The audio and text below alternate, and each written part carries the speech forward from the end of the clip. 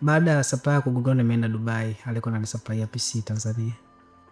That was a stressing moment kwangu,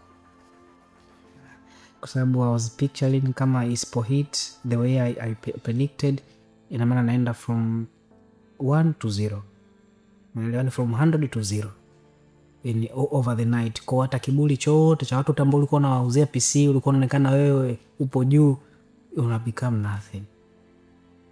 Hiyo ndio ilikuwa stressful moment kwangu, kwa changamoto za kibiashara.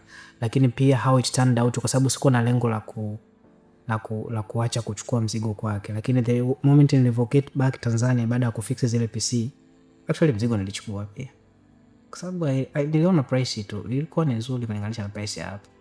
Na pia kwangu mimi niliona pia ni advantage, kwa sababu tunakuwa tu compete over the same supplier, kwa sababu vijana pia walishaoneshwa eneo nalochukua PC.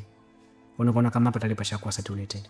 Kwa nilivyorudi nikawa kama naenda kumshuga koti. Sasa ni kwamba bana ilotokea si ndio ile tugange ya mbele, lakini nika sense energy ambayo ilikuwa tofauti.